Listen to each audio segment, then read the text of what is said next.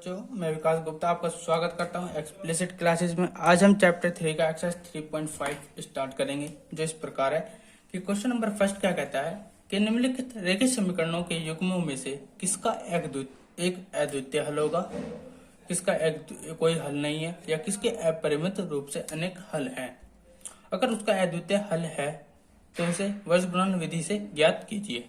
ठीक है, आइए सोल्व करते हैं। पहला दिया है, उसमें हमें रेखिक समीकरण युग्म दिया गया पहला पार्ट में क्या कि x minus 3y minus 3 equal to 0, ये हो गया हमारा समीकरण फर्स्ट। अब दिया गया है 3x minus 9y minus 2 is equal to 0, ये हो गया हमारा समीकरण सेकंड। ठीक है, अब क्या करेंगे, समीकरण एक की तुलना a1x plus b1y plus c1 is equal to 0 से करने पर जब इसकी तुलना करेंगे तो क्या होगा कि a1 का मान हो जाएगा हमारा 1 और b1 का मान हो जाएगा माइनस के 3 एंड c1 का मान हो जाएगा माइनस के 3, यहां से निकल जाएगा। ठीक है, ऐसे समीकरण 2 की तुलना करेंगे तो लिखेंगे समीकरण 2 की तुलना a2x plus b2y plus c2 is equal to 0 से करने पर जब इसकी तुलना करेंगे तो क्या होगा, इस वाले समीकरण से करेंगे तो क्या होगा a2 equal to 3, b2 equal to minus के 9 and c2 is equal to minus के 2 होगा। इसलिए a1 a2 का अनुपात क्या हो जाएगा 1/3, b1 b2 का अनुपात क्या हो जाएगा माइनस के 3 अपॉन माइनस के 9, माइनस से माइनस कैंसिल, 3 1 जा 3, 3 3 जा 9, तो क्या हो जाएगा 1/3 एंड c1 और c2 का अनुपात क्या हो जाएगा माइनस के 3 और माइनस के 2, तो कैंसिल हो जाएगा, माइनस से माइनस क्या आ जाएगा 3/2 आ जाएगा।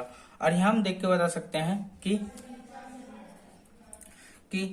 a1 a2 का अनुपात इक्वल है b1 b2 के अनुपात के, और वो जो इक्वल है किसके 1/3 के, और जो इक्वल नहीं है c1 और c2 के अनुपात के, जो क्या है 3/2। इस स्थिति में मैंने बताया था जब भी हमारा यह केस बनता है कि a1 a2 का अनुपात इक्वल है b1 और b2 के अनुपात के, और वह इक्वल नहीं है c1 और c2 के अनुपात के, तो ये स्थिति बताती है कि यह रेखीय समीकरण युग्म एक दूसरे के पैरेलल होंगे। ठीक है, एक दूसरे के पैरेलल होंगे और इसका कोई भी हल नहीं होगा। तो हम लिखेंगे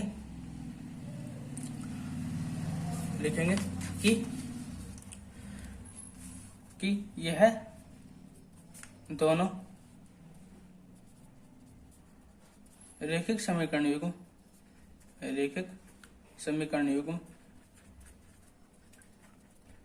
एक दूसरे के समांतर है, इसलिए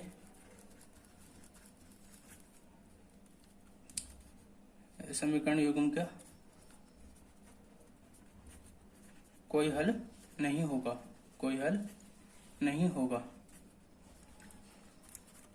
और हमें क्वेश्चन में दिया गया है कि अगर वह है उसका एक द्वितीय हल होगा तब हमें निकालना है वर्ग गुणन विधि से, नहीं तो हमारा यहीं तक ठीक है। ठीक है, आइए इसका सेकंड पार्ट करते हैं। अब सेकंड पार्ट में हमें दिया है समीकरण युग्म, पहला समीकरण दे रखा है कि 2x plus y equal to 5 या 2x plus y equal to minus के 5 इजगल टू 0, ये हो गया हमारा समीकरण 1। और समीकरण 2 लिख लेते हैं, वो क्या है 3x plus 2y is equal to 8 या 3x प्लस 2y माइनस इधर आके माइनस का 8 हो जाए इजगल टू 0, ये होगा हमारा समीकरण 2। कर लेंगे तुलना, समीकरण 1 की तुलना a1x plus b1y plus c1 is equal to 0 से करने पर, अब तुलना करेंगे तो क्या होगा a1 इजगल टू हो जाएगा 2, इस वाले समीकरण से करेंगे, और b1 का मान हो जाएगा 1 एंड c1 इजगल टू हो जाएगा हमारा माइनस के 5। ऐसे समीकरण 2 की तुलना करेंगे। समीकरण 2 की तुलना a2x plus b2y plus c2 equal to 0 से करने पर अब इसकी तुलना करेंगे तो क्या होगा कि a2 इक्वल टू हो जाएगा, इस वाले समीकरण से करेंगे 3, b2 equal to 2 and c2 equal to minus के 8 हो जाएगा। ठीक है, ये मान निकल गए तो हम लिख कह सकते, इसलिए a1 a2 का अनुपात क्या हो जाएगा हमारा 2/3, b1 b2 का अनुपात हो जाएगा 1/2 एंड c1 c2 का अनुपात हो जाएगा हमारा माइनस के 5 बटे माइनस के 8, माइनस से माइनस कैंसिल क्या हो जाएगा 5/8 हो जाएगा। ठीक है, तो हम लिख सकते हैं कि यह दोनों रैखिक समीकरण युग्म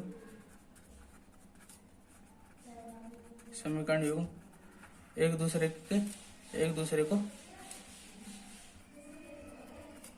दूसरे को एक बिंदु पर प्रतिच्छेद करते हैं इसलिए समीकरण युग्म का एक अद्वितीय हल होगा। और मैंने बताया था जब भी अद्वितीय हल होगा तो उसे हम वर्गीकरण विधि से हल करेंगे। क्वेश्चन में ये दिया गया है तो लिखेंगे पुनः समीकरण लिखेंगे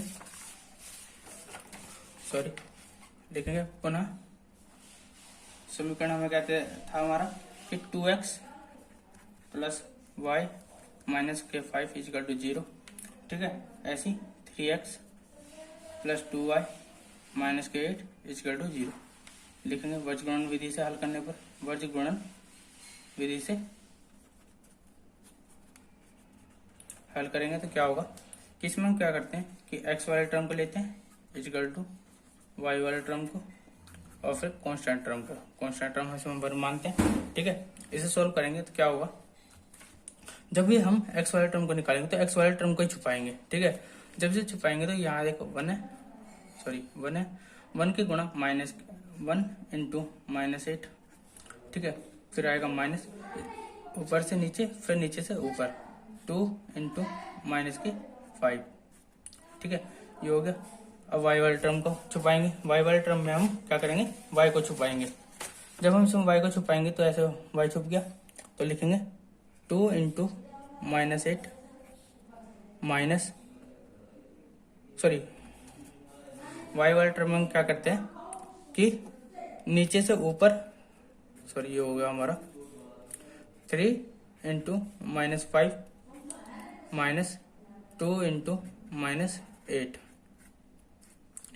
ठीक है, कांस्टेंट टर्म में क्या करते हैं, कांस्टेंट टर्म में तो वही करेंगे ऊपर से नीचे फिर नीचे से ऊपर।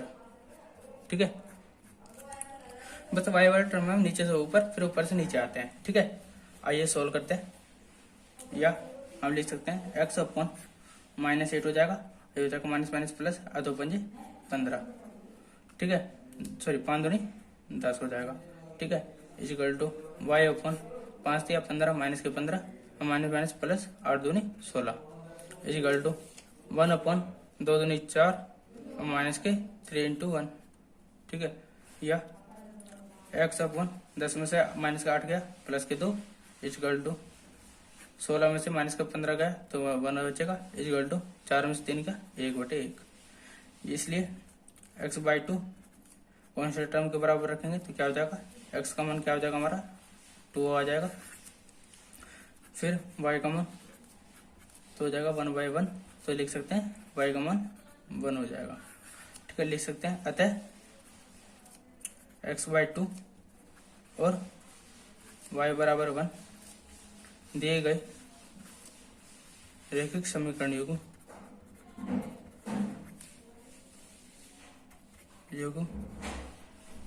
के हल होगा या होंगे एक ही बात है। ठीक है, ये हो गया हमारा क्वेश्चन नंबर 2। आइए क्वेश्चन नंबर 3 करते हैं। क्वेश्चन नंबर 3 क्या कहता है कि क्वेश्चन नंबर 3 है हमारा इस प्रकार, हमें दिया गया है समीकरण दे दिया हमें कि 3x minus 5y is equal to 20 या 3x माइनस 5y माइनस के 20 इजकल टू 0 लिख सकते हैं, जो कि हमारा समीकरण 1। और समीकरण 2 दे रखा हमें 6x minus 10y is equal to 40 या 6x माइनस के 10y और माइनस के 40 इजकल टू 0, जो कि हमारा समीकरण 2। समीकरण 1 की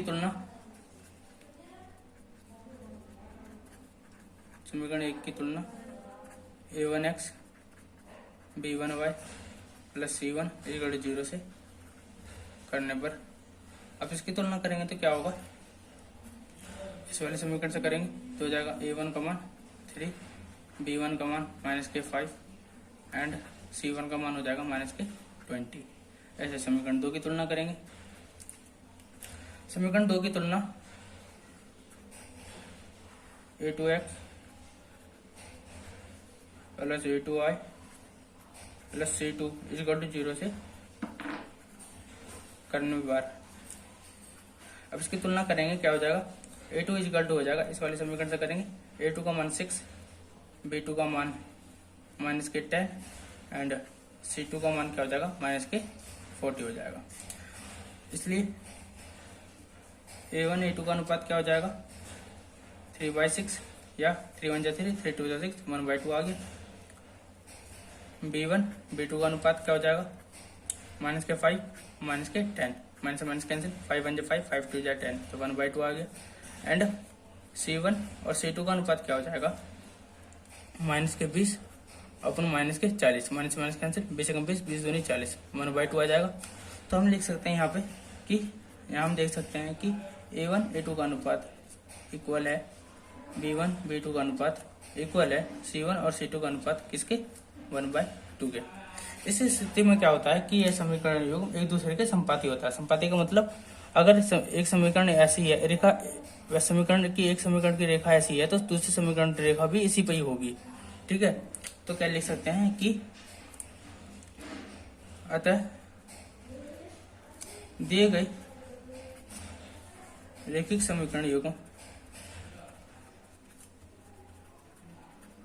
युग्म एक दूसरे के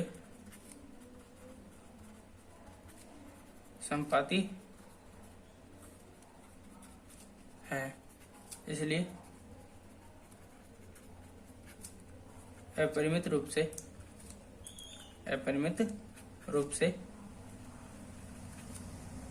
अनेक हल होंगे, इसके अनेक हल होंगे।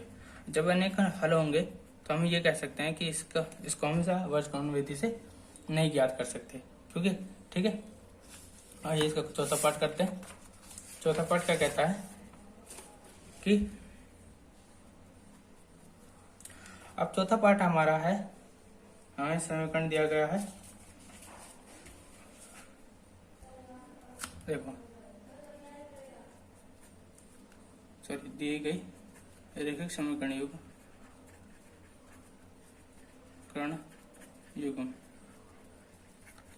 अब क्या दिया गया है x minus 3y minus 7 equal to 0, जो कि हमारा समीकरण 1, और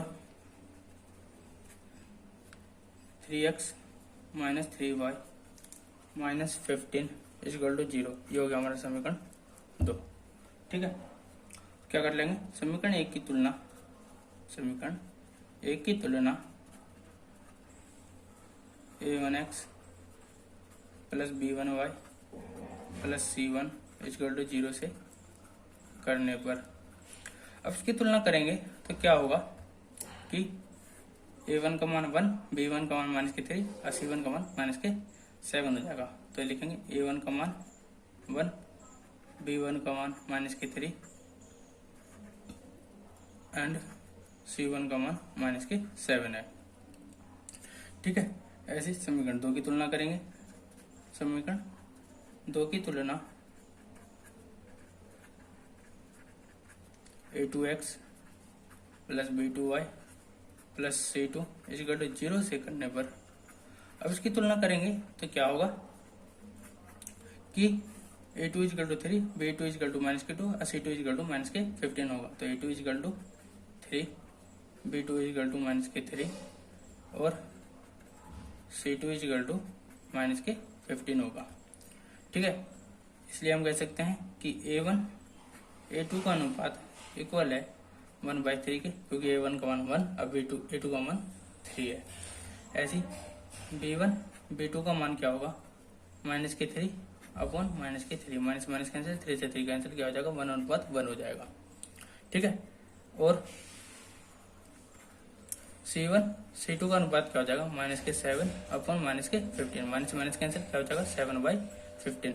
और हम यहाँ पे कह सकते हैं कि a1 का अनुपात 1/3, b1 और b2 का अनुपात 1/1 और c1 और c2 का अनुपात 7/15 है। तो हम कह सकते हैं कि यहाँ a1 a2 का अनुपात इज नॉट इक्वल है b1 b2 के अनुपात के, और वो भी नहीं इक्वल है c1 और c2 के अनुपात के।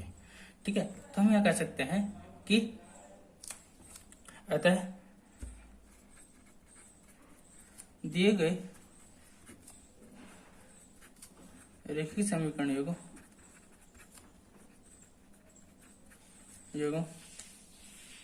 एक दूसरे को एक बिंदु पर प्रतिच्छेद करते हैं,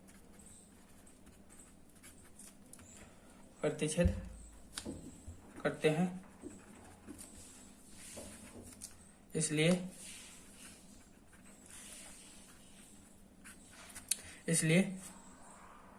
समीकरण युग्म का हल का एक अद्वितीय हल होगा।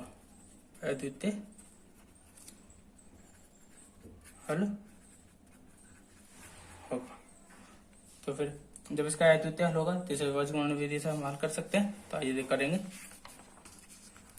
पुनः समीकरण लिख लेंगे। पुनः अब हमारा समीकरण क्या था इसमें कि x minus 3y minus 7 equal to 0, ये था समीकरण फर्स्ट। अगला समीकरण था 3x माइनस 3y माइनस के 15 इक्वल टू 0। ठीक है, तो लिखेंगे विभाज्य गुणन विधि से हल करने पर, विभाज्य गुणन विधि से हल करेंगे तो क्या होगा कि x वाले टर्म को बराबर होगा y वाला term equal to constant term नियतांक। ठीक है, x वाला टर्म को निकालेंगे तो x वाले टर्म को छुपा लेंगे। ठीक है, तो क्या होगा -3 इंटू -15 माइनस, अब -3 में -7 है, -3 इंटू -7। ठीक है, ये हो गया x वाले टर्म में। y वाले टर्म में क्या करते हैं कि हम नीचे से ऊपर फिर ऊपर से नीचे चलते हैं। तो नीचे से 3 इंटू -7 माइनस 1 इंटू -15। ठीक है, ऐसे कांस्टेंट टर्म में चलेंगे, इसमें ऊपर से नीचे नीचे से ऊपर 1 इंटू -3 -3 इंटू -3। बस इसमें y वाला टर्म में नीचे से ऊपर से नीचे करते हैं, नहीं तो x और कांस्टेंट टर्म में हम ऊपर से नीचे से ऊपर चलते हैं। ठीक है, आप ये याद रखना, नहीं तो आपका क्वेश्चन आंसर कभी इसका आंसर सही नहीं आएगा। ठीक है, लिख सकते हैं या x अपॉन 15 अब माइनस प्लस हो जाएगा, ऐसे ही माइनस प्लस हो जाएगा, अब प्लस माइनस हो जाएगा, असात्य 21।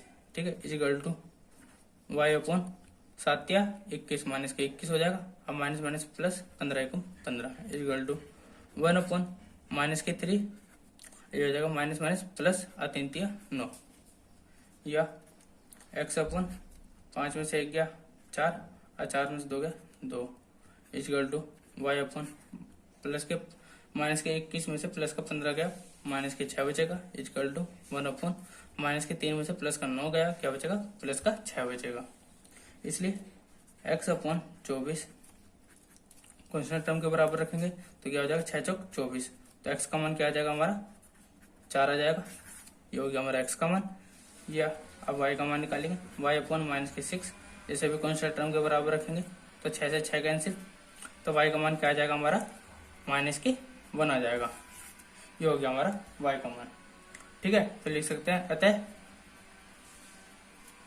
x बराबर 4 और y बराबर -1 समीकरण युग्म के हल होंगे। समीकरण युग्म के हल होंगे। ये हमारा एक्सरसाइज 3.5 का क्वेश्चन नंबर फर्स्ट कंप्लीट होता है। ठीक है, मैं उम्मीद करता हूँ आपको एक्सरसाइज बहुत अच्छी तरह समझ में आया होगा। अगर आपको समझ में नहीं आया हो या फिर कोई भी डाउट हो तो आप इसे कमेंट करके पूछ सकते हैं, या फिर मेरा नंबर है इस पे भी आप कॉल करके पूछ सकते हैं। ठीक है, एनी टाइम। ठीक है, और इसे समझ में आया हो तो आप इसे लाइक, कमेंट, शेयर, सब्सक्राइब जरूर करें।